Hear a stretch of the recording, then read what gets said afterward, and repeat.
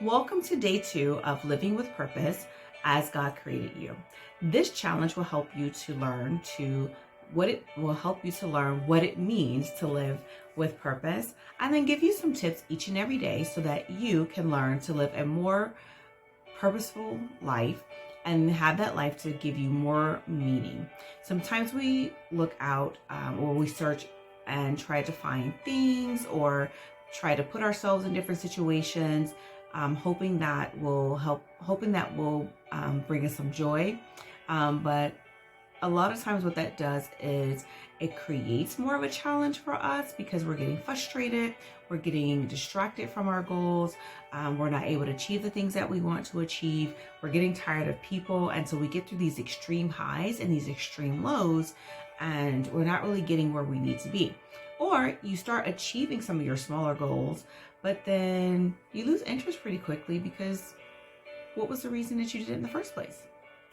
So helping you to understand what it means to live with purpose and on purpose, one, connects you to understanding that you were created for a reason. You were created to actually do something.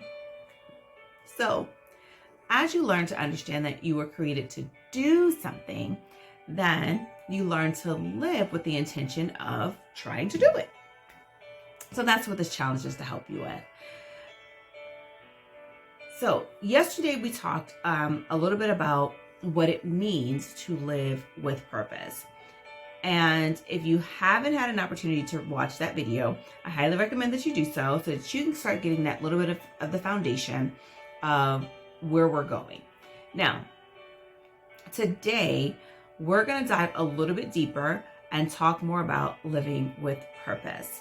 Now, making the decision to live your life with purpose definitely has a profound effect on your life. Now, how does it have a profound effect on your life? Let's go through a couple of pointers so we can show you how. One, it gives you meaning. Living with purpose gives your life meaning. This is understanding that you are truly a gift from God. And we talked about this yesterday as we pointed back to Genesis 1:26 through 27, and helping us understand that we were made in His likeness and in His image. So when we understand that our life has meaning, we go through our life, every step of our life, and we're doing things to accomplish or trying to reach the goals that we have set. And as we get closer to those goals, we start feeling more fulfilled. It becomes easier to get things done, meaning start getting your goals accomplished when they're done with purpose and having that firm goal in mind. So remember, we talked about having a vision for your life. And so if you have a vision for your life, then you're on a mission to accomplish the vision. And what you're doing is you're setting small goals along the way in order for you to get there, or to help you to get there, or help you to live that out. But if you are setting goals without an actual vision, what happens is that you get frustrated. Again, you get depressed along the way because you're like, nothing's working out, or that excitement about something fizzles out, probably because it's more emotionally than more intentionally. So we want to help you. We want to start thinking about how we are living out our days, how we are setting our goals, if those goals are getting us closer to helping us to be on the mission of accomplishing the vision. That's what we want to look at. Think about it. So the next thing is you create a value system. When you live with purpose, you tend to create an actual value system for your life. Now, you might think, well, I have a value system. Well, what is that value system based off of? Is it based off of the things that you need to obtain, or things that you need to attain? Is it, and therefore when you don't reach them, you might change? if you are working to accomplish something, do you stand firm on your core values and you don't waver when someone basically presents something to you because you think that that is going to be the open door for you to get what you want or get what it is that you need?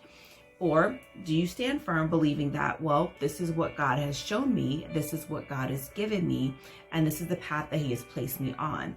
And so therefore I don't have to try to maneuver and do things completely on my own. I can lean on him for wisdom and I can lean on him for understanding. And therefore my eyes will be open more to those things that are coming to distract me from living out my purpose, because I don't have to waver.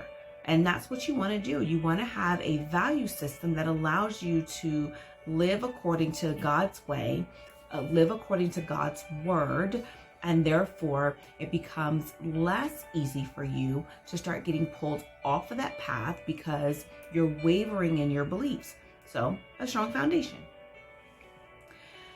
And then we want to look at the next thing is increasing your feelings of self-worth. Increasing your feelings of self-worth. When you have purpose, or when you have a meaning for your life, or your life has meaning, your self-worth increases. You know that the goals that you're working towards are actually worthwhile. You take a lot of pride in what you do and how you do it. So therefore, with each passing day, and with each step that you're making to reach your goal, you have a sense of self-worth that increases, and it continues to do so. You use that feeling to propel you day after day after day, and even though challenges come your way, your connection to your self-worth that continues to increase, you don't fall flat on your face without the desire to get back up, because you know that you are setting yourself out to accomplish something that you were created for. So that feeling of self-worth really helps you to build that resiliency as you are going along your journey of living out your purpose-filled life.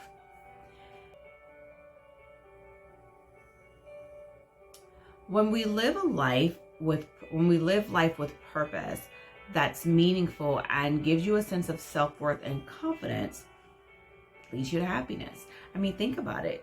When you're not happy, you're trying to fill those voids, right, with people, places, and things.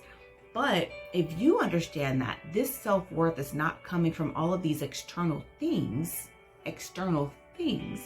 then you value yourself more, and therefore you feel happier. You have that internal joy that you understand that no one or nothing can take from you, because you start understanding that this joy has come from God. As you live out purpose, as you live out your life a certain way or according to God's way, you start receiving what's called the blessings and the rewards of that life. The blessings of the rewards are the fruit of the Spirit. And those fruits of the Spirit come in the form of joy and peace. Now, there's a lot of other fruits of the Spirit. Now, there's other fruits of the Spirit as well. So you have love, joy, peace, patience, kindness, goodness, faithfulness, and gentleness, and self-control. And these are found in Galatians 5:22 through 23. Now, a person whom is led by God or led by the Spirit will lead more of a productive life, right? So we get more out of our life. And when you get more out of your life, then you also receive the blessings and rewards of that as well.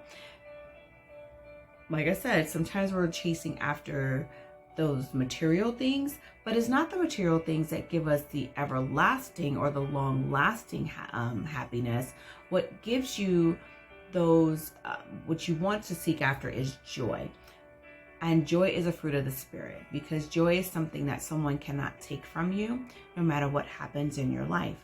You also have the other fruits of the Spirit, such as peace and patience and kindness, goodness, faithfulness, gentleness, and self-control, and love. And that is something that is within you, and that is something that you can then give to others. The material things that you receive for yourself and that you also try to give to others, they kind of wear away. And they also have more of an emotional attachment to it rather than the feelings of completeness and wholeness. All right. And that kind of ties us into, your good mental health and your good physical health. And because again, those tie back into those fruits of the Spirit. Living a purposeful life is definitely good for your health. When we're talking about peace and patience and goodness and kindness and love, these are things that are very helpful to you, and they definitely add value to your life, but they also add value to others, because what you're full of, you'll be able to give to someone else and make a meaningful impact to others. So if you're living a life that's full of peace and kindness and love and patience and goodness, faithfulness, and self-control, then it definitely helps with the stress that you put on your body, that you don't have to keep doing that to yourself and then wearing yourself out, because your heart muscles definitely can't take that level of stress. These things will help you to live a longer and more prosperous life, and a life more fulfilled, and also will help you to continue to walk upon your journey of living a purposeful life. I hope you enjoyed your tip for today, and I look forward to seeing you tomorrow.